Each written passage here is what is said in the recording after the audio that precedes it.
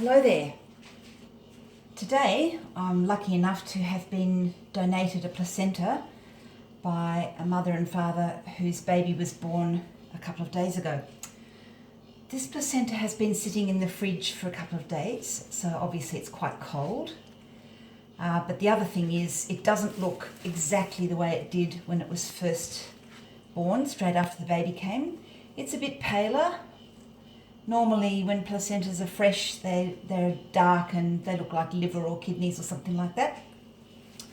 But I just thought I'd like to show you some of the structures that make up a placenta. Hopefully you've already got a bit of information. You might have seen a video already about how a placenta works and what happens. So this placenta, first of all, there's the umbilical cord. Now this cord used to be thick and fat and ropey and full of blood, but obviously once it's cut, the baby doesn't need it anymore. The blood all flows out through to the baby, we hope, and that's what remains of it. So it's kind of flat and white and doesn't look very impressive, but it does a fabulous job. At the tip of the umbilical cord, now this is a bit difficult for you to see, but there are in fact 3 blood vessels, and if you've had a look at the PowerPoint or the presentation that your teacher gave you before, you might be able to understand. But in there, you can just see 3 little openings. One is an artery and the other way around.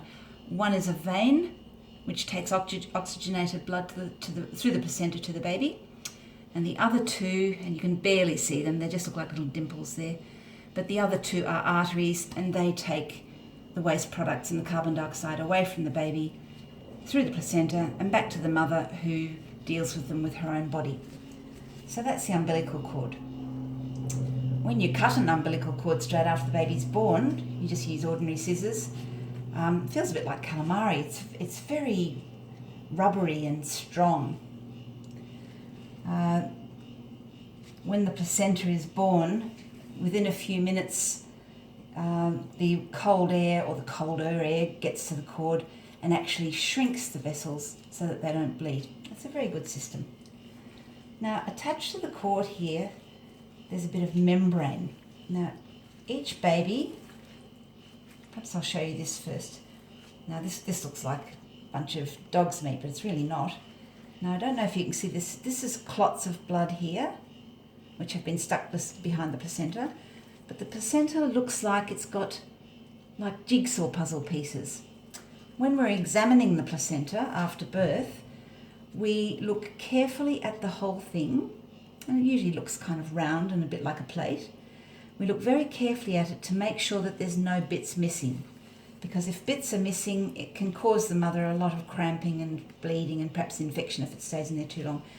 But what usually happens is the placenta is born without issues after the baby. So here's the jigsaw puzzle. If you can imagine, it's kind of curved like that because the uterus is round, and that looks like it all fits together to me.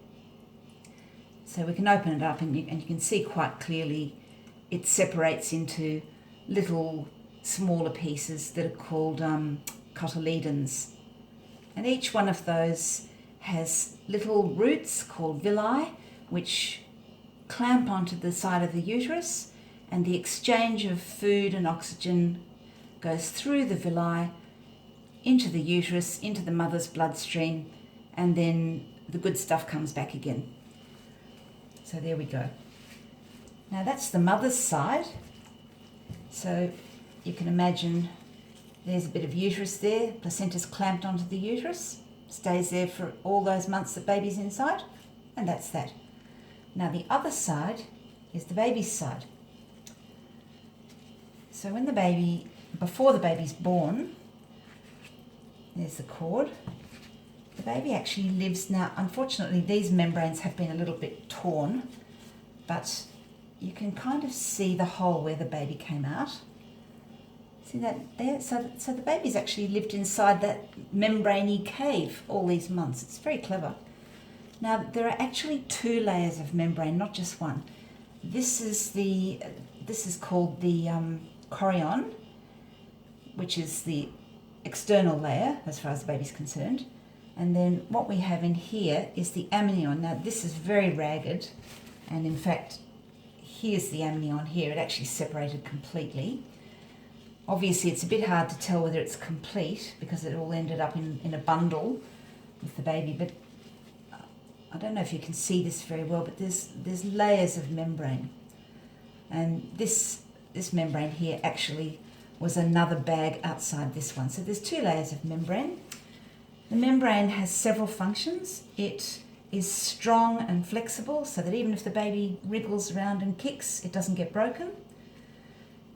It protects the baby from bumps and thumps, even so far as, a mother could have quite a big thump on her belly, and it would probably hurt her being on the outside, but it wouldn't hurt the baby because the baby's inside this bag made of this strong rubbery membrane, and inside the membrane is all the amniotic fluid, which we also call liquor, and which is commonly known as waters, when your waters break.